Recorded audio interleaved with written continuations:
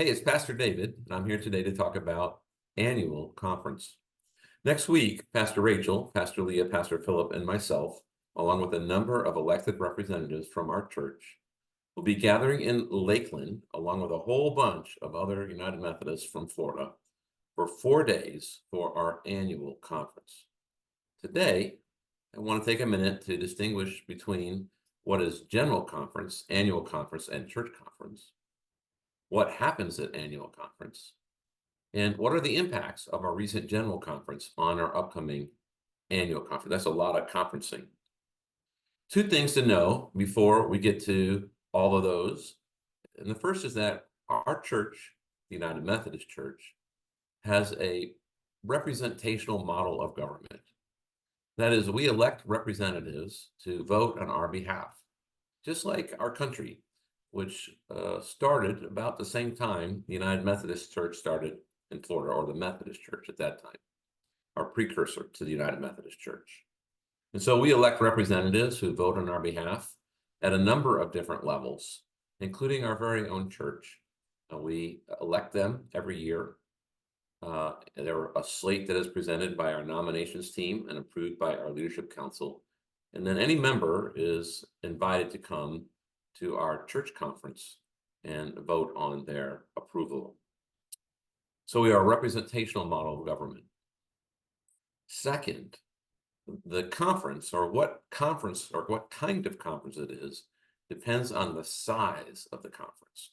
Now, I am the person that cooks in our family, and I've over the years gotten away from actually truly measuring things, but I know that there's kind of a logical sequence or a very methodical way of measuring sizes of food or liquids. There's 2 pints in a quart. There's 4 quarts in a gallon. They each have a kind of a logical progression of adding to the whole. And that's true in the Methodist Church. Recently, this week, we had a church conference. That's a conference, a gathering of representatives to take vote, or in church conference, a gathering of the members to take vote.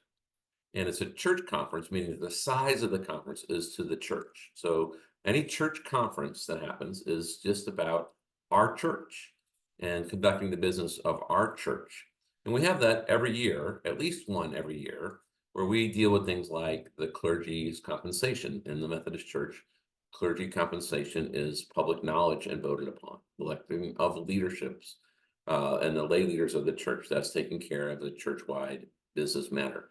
Addressing those that are going into ministry, that's a church-wide matter. So we have a church or a conference the size of the church.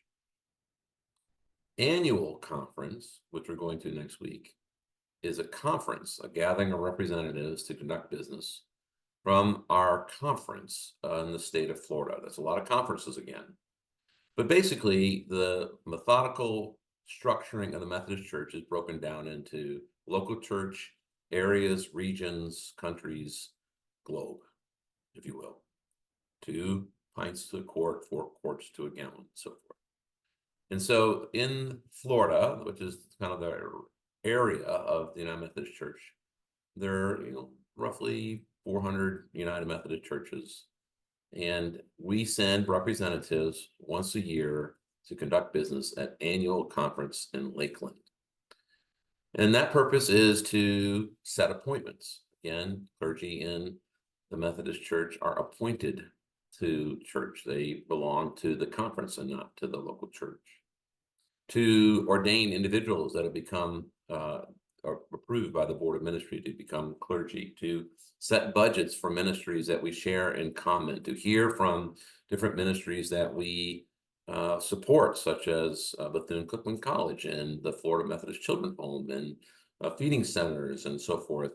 All of that is business that's conducted by representatives at the annual conference with the church. So just the church has a conference. The annual conference is the area of Florida. And then we have general conference, which happened just recently, which is kind of the worldwide church, the biggest container, the gallon, if you will, where representatives from 4 continents come together to conduct business. And at that general conference, the larger conference, they deal with business that pertains to the whole church globally, setting of budgets, making sure that any decisions on the structure of the church, any theology positions or public statements about our beliefs come from that general conference. So annual conference is coming. It's for the conferencing of representatives in the state of Florida, United Methodist in the state of Florida. As I mentioned, at that annual conference, we conduct business, we worship, we have reports, we interact and fellowship, we hear really good sermons. We have a retirement service for clergy. We have a memorial service for those who have died in the service to the church, ordination of new clergy. We have gatherings of clergy and laity and everybody together to do the business of the area of Methodists in Florida. That's what happens at annual conference. Third, what are the impacts on the annual conference of our recent general conference? Well, as you know, a number of things came out of general conference. If you're not familiar with that, please refer back to a video I did 2 weeks ago, some of the outcomes of that general conference. Also, you can see our newsletter, which I wrote a summary in the front end of this summer's newsletter. One of those things that came out of general conference, or the gathering of representatives to have a conference from around the world, is something called regionalization. That is a restructuring of our methodical way of ordering ourselves into regions. The way the church came into being and the way that it's been structured, it has been heavily centered upon the United Methodist Church in North America, in the United States in particular. And there's been kind of the general conference and then a number of different regions, Philippines or say Central America or so forth. But that has been changed. That has been recommended and approved, almost, I think, 78%, which is a huge margin when you have, 800 representatives from all these different countries and languages. To kind of put everything on equal footing of different regions. And so the United States will become its own region. This will allow each region to do ministry in their own context, to tweak ministry to their own context, to be more effective in their own context. We see this in our own church. Doing church in the United States is very different than our ministry in Anua and Kenya. It's just a different culture, different context, different needs of the people, different laws in the land that we have to deal with. And so having that ability to make it somewhat contextual is really helpful. That was approved at General Conference, but it has to be approved at each of the local annual conferences to go into effect. I think the majority, a 2/3 majority, don't quote me on the exact figure, has to approve of all the people voting on that. And so not this year, but next year at annual conference, the conferencing of the United Methodists in Florida, will have to vote on our acceptance or not of regionalization and what was recommended at general conference. Another way that general conference will impact annual conference is that, and actually impacts our local churches, is something called apportionments. Apportionments are the dues that we pay. They're like our tithe to the ministry that we share across the world. We in the United Methodist Church across the world all have one missionary organization. We support missionaries across the globe and joining with other churches and doing that, for example. So in our apportionments, 40% of our apportionments, that is 40% of the money we pay to the higher church, is set by the general conference body, that is the representatives around the world. And through this recent season of COVID and disaffiliation, and the income from the number of churches, which has decreased. And so General Conference had to address that reality, just like every church is doing that right now, aligning their resources to their expenses.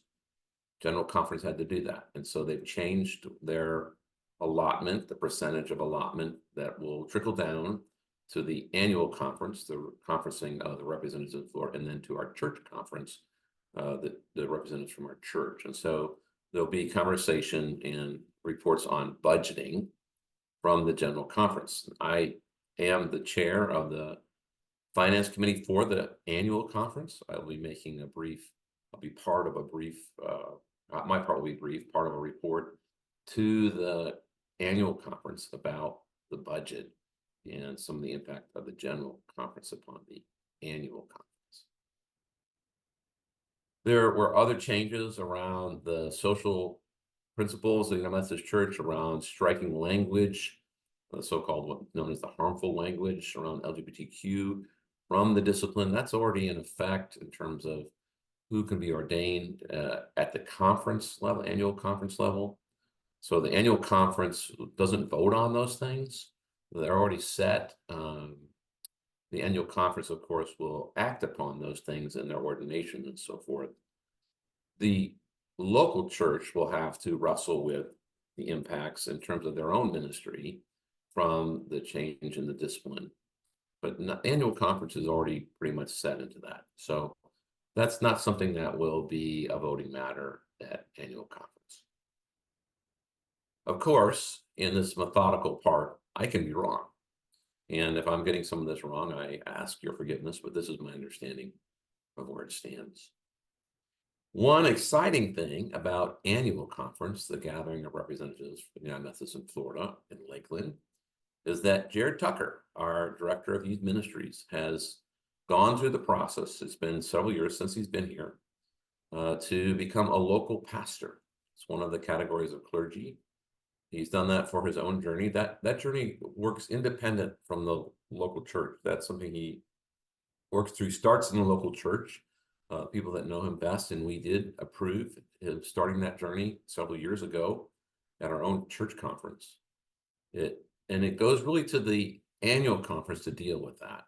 And he has met all the requirements. He's been through extensive interviews and paperwork, been to graduate school, and he will be licensed as a local pastor at the ordination service and licensing service on Saturday next week. That's a celebration. That's a huge step in his life. And the other day we had our church conference this week. We voted, our representatives at members of this church voted to receive his appointment here at our church and all that's involved with that.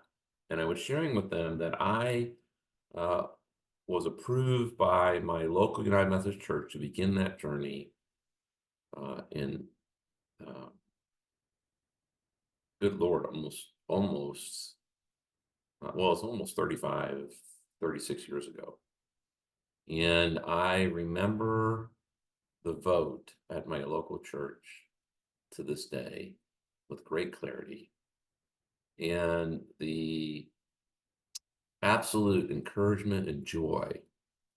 And it still makes me teary to think of a family that rallied around me and accepted my calling. Ordination is simply the body's recognition of God's calling to a specific ministry. And how much that meant to me, and how much I will carry in my heart a special place for that church. It was nearly decimated in Hurricane Andrew, lost 50% of its members in one day from Andrew. This has been through ups and downs. But Silver Palm United Methodist Church, still emotional, is here.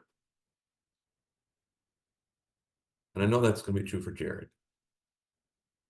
This church always have a special place in his heart. It's part of his journey. So I'm excited. I'm thrilled.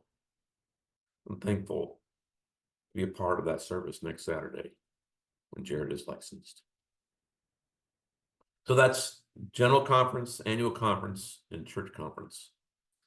I hope you get it straight. I'm still sorting it out myself. It's part of our methodical way of being and a representational model of government. Meantime, I'll see you in church on Sunday. God bless.